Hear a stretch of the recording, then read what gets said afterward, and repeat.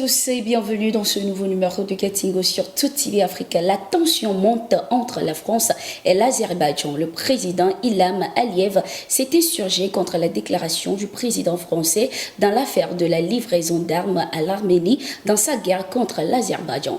Le président azerbaïdjanais n'est pas allé par quatre chemins avant d'accuser la France d'avoir commis des crimes sanglants en Afrique. Il a également affirmé que la France devrait balayer devant sa porte avant de faire la morale aux autres. Il faut voir la poutre dans son propre œil avant de voir la paille dans l'œil du voisin.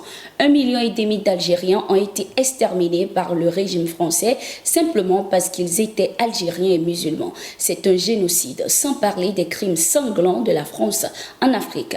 C'est un pays qui a un passé colonial sanglant dont certains pays africains n'arrivent pas à se débarrasser, même aujourd'hui, malgré tous leurs efforts. Au vu de cet héritage, les accusations de violation du droit international par Paris sont absurdes, a affirmé le président Ilham Aliyev lors d'une réunion du Conseil des chefs de services spéciaux et de sécurité des États de la CEI. Réagissant à l'opération militaire du mois dernier menée par l'Azerbaïdjan au Haut-Karabakh et annonçant son soutien dans l'approvisionnement d'armes à cette région, Emmanuel Macron a affirmé, je cite, « Ce n'est pas la France qui a un problème avec l'Azerbaïdjan, c'est l'Azerbaïdjan qui a un problème avec les engagements qu'elle prend, le respect de sa propre parole et le respect du droit international. » Fin de citation.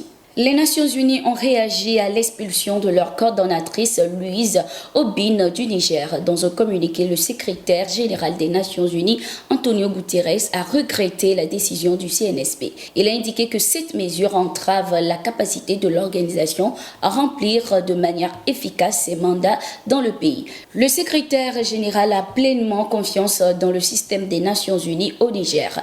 Il souligne que l'ordre de quitter le pays est contraire au cadre juridique applicable aux Nations Unies, notamment en ce qui concerne les obligations découlant de la Charte des Nations Unies et des privilèges et immunités accordés à l'organisation, a ajouté le communiqué. La coordonnatrice des Nations Unies au Niger est expulsée et devra quitter le pays dans un délai de 72 heures. Le Niger accuse l'ONU de mener des manœuvres contre ses intérêts avec l'appui de la France.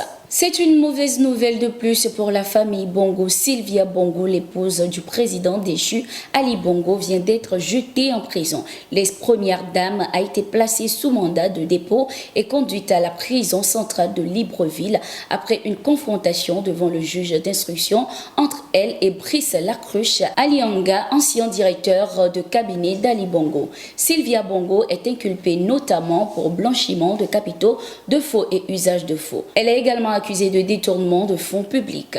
Le président Ali Bongo avait été placé en résidence surveillée avec sa famille après le coup d'État du 30 août. Il a été libéré il y a juste quelques semaines. Les nouvelles autorités ont indiqué qu'il est libre de quitter le pays s'il le souhaite pour des soins. Le gouvernement malien est déterminé à prendre le contrôle de la région de Kidal. Pour ce faire, un projet de construction des routes de cette région est déjà en cours. Ce sujet a été au cœur des discussions entre le président de transition, le colonel Assimi Goïta, et une délégation de l'Arabie Saoudite. Les discussions ont également tourné autour d'autres projets comme la signature d'une convention pour la construction du 4e pont de Bamako. Le domaine humanitaire développement à travers la Caisse saoudienne de développement a été également abordé. Assimi Goïta, de son côté, rappelé les efforts déployés par son pays dans la lutte contre le terrorisme et les raisons de la diversification des partenaires. Au Burkina Faso, des terroristes ont été neutralisés ce 11 octobre 2023 à Yamba, dans la province de Gourma, à l'est du pays. Un peu plus tôt, ces terroristes avaient mené une attaque contre une position des forces de défense et de sécurité. Plus de 500 assaillants avaient pris la fuite en se dispersant en petits groupes après leur attaque. Les renseignements des forces armées ont permis de les localiser. Ils furent neutralisés avec l'appui des vecteurs aériens. Merci d'être resté avec nous. Nous sommes arrivés à la fin de ce numéro de Gatigo. Nous sommes en continu sur nos différentes plateformes.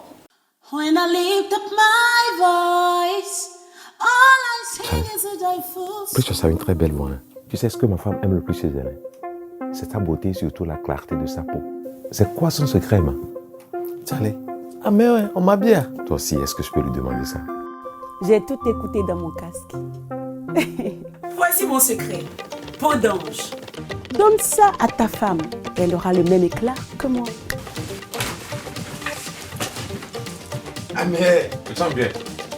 Pour une peau sublime et soyeuse, choisissez Peau d'Ange, le savon de l'élégance. Peau d'Ange, en vente partout.